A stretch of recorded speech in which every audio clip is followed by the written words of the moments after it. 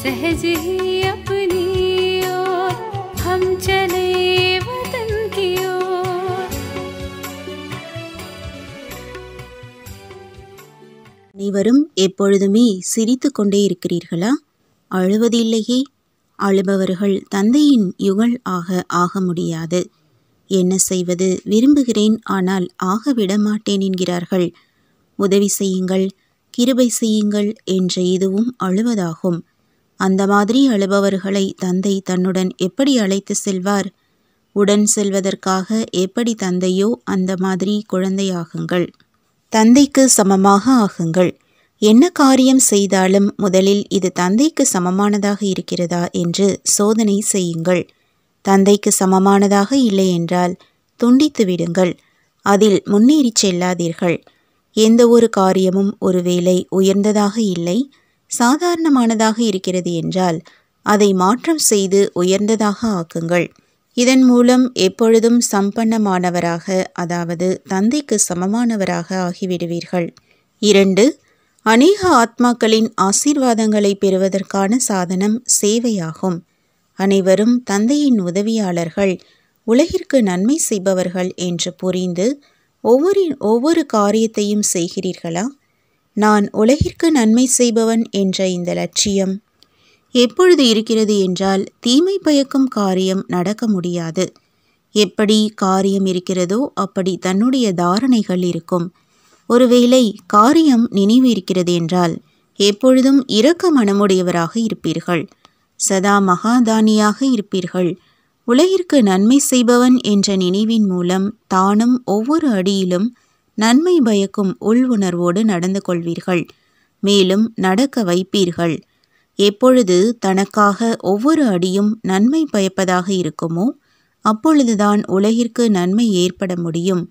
நிமித்த மாத்திரம் இந்த காரியத்தை செய்து கொண்டிருக்கின்றேன் என்பது எப்பொழுதும் நினைவில் இருக்க வேண்டும். நான் மற்றும் என்னுடையது என்ற உணர்வு முடிவடைந்து விட வேண்டும். நான் ஒரு கருவி என்பது நினைவில் இருக்க வேண்டும். அந்த மாதிரி எப்பொழுதும் சேவை செய்வதினால் தந்தையின் நினைவு இயல்பாகவே இருக்கும். எவ்வளவு சேவை செய்கின்றீர்களோ அந்த அளவு உலகின் அநேக ஆத்மாக்கள் மூலமாக ஆசீர்வாதங்கள் கிடைக்கிறது. ஆசீர்வாதங்கள் கிடைக்கிறது, நல்லது. 3. ஈஸ்வரிய போதையின் மகிழ்ச்சி மூலம் கர்மாத்தீத் நிலையின் இலக்கு அருகாமையில் இருக்கும். மிக உயர்ந்த ஆத்மாக்கள் நீங்கள். ஞானக்கடல் தந்தை மூலமாக நேரடியாக அனைத்து பிராப்திகளையும் செய்பவர்கள். மேலும் மற்ற ஆத்மாக்கள் யாரெல்லாம் இருக்கிறார்களோ அவர்கள் உயர்ந்த ஆத்மாக்கள் உங்கள் மூலமாக ஏதாவது பிராப்தி அடைகிறார்கள். ஆனால் நீங்கள் நேரடியாக தந்தை மூலமாக அனைத்து பிராப்திகளையும் அடைபவர்கள். அந்த மாதிரி உயர்ந்த போதை இருக்கிறதா? எந்த அளவு போதை இருக்குமோ அந்த அளவு தன்னுடைய கர்மாத்தீத்த நிலையின் இலக்கு அருகில் தென்படும். ஒருவேளை போதை குறைவாக இருக்கிறது என்றால் இலக்கும் தூரமாக தென்படும். இந்த ஈஸ்வரிய போதையில் இருப்பதினால் துக்கமான உலகத்தை சுலபமாகவே மறந்து விடுவீர்கள். அந்த போதையிலும் கூட அனைத்தும் மறந்து விடுகிறது இல்லையா? அப்படி இந்த ஈஸ்வரிய போதையில் இருப்பதினால் நிரந்தரமாக பழைய உலகம் மறந்து விடுகிறது. இந்த போதையில் எந்த நஷ்டமும் இல்லை. எவ்வளவு போதையை ஏற்றுவீர்களோ அவ்வளவு நல்லது. அந்த போதையை அதிகமாக குடித்தார்கள் என்றால் இறந்து விடுவார்கள். இங்கே இந்த போதை மூலம் அழியாதவர் ஆகிவிடுகின்றீர்கள். யார் போதையில் இருக்கிறாரோ அவரை பார்ப்பவரும் இவர் போதையில் இருக்கிறார் என்று அனுபவம் செய்வார்கள். அதேபோல் உங்களையும் பார்த்து இவர் போதையில் இருக்கிறார் என்று அனுபவம் செய்யட்டும். இந்த நேரம் போதை ஏறியது. அடுத்த நேரம் இறங்கியது என்றால் என்ன மகிழ்ச்சி வர வேண்டுமோ அது வராது.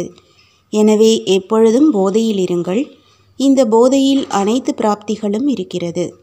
ஒரு தந்தையை தவிர இன்னொருவர் யாரும் இல்லை என்ற இந்த நினைவுதான் போதையை ஏற்றுகிறது.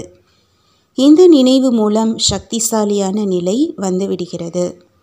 அப்படி அதிகமாக கேட்டிருக்கிறீர்கள். அதனுடைய சொரூபமாகி பிறரையும் அப்படியே ஆக்குங்கள். பாப்தாதா அனைத்து குழந்தைகளையும் சைத்தன்ய சாட்சாத்காரம் செய்விக்கும் சாக்ஷாத் மூர்த்திகளாக பார்க்க விரும்புகிறார். எப்பொழுது சைத்தன்ய மூர்த்திகள் தயாராகி விடுவாரோ அப்பொழுது இந்த ஜட மூர்த்திகள் முடிவுக்கு வந்துவிடும். மேலும் இதே பாரதம் எல்லைக்கப்பாற்பட்ட கோவில் ஆகிவிடும். அநேகம் அழிந்து ஒரே ஒரு பெரிய கோவில் ஆகிவிடும். நல்லது. 4. சங்கமயுக காலத்தில் ஒவ்வொரு அடியிலும் பல மடங்கு வருமானம் செய்வதற்கான வாய்ப்பு.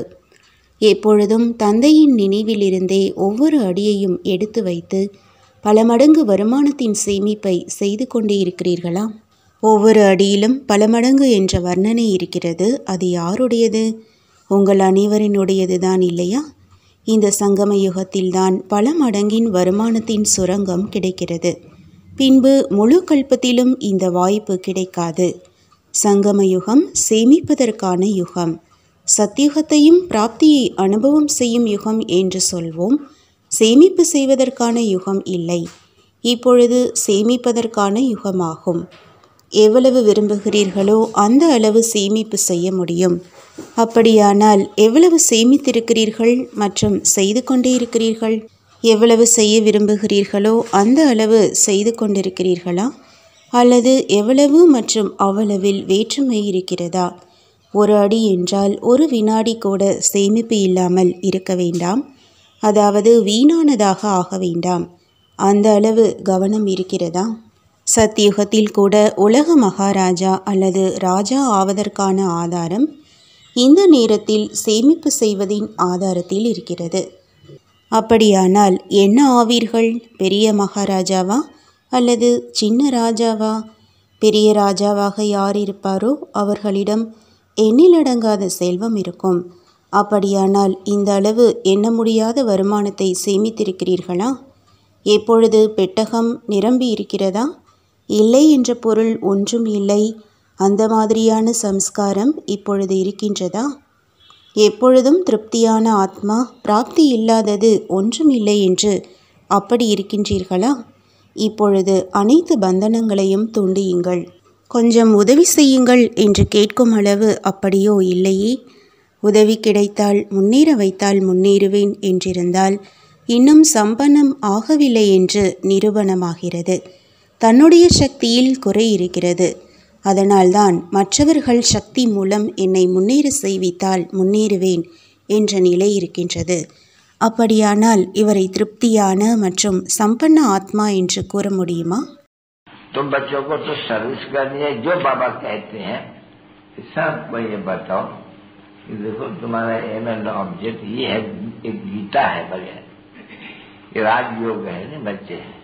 कैसे है राजयोग? बिल्कुल सहज है कि बाप को याद करो तो ये वैसा मिलेगा तुमको। ओम शांति।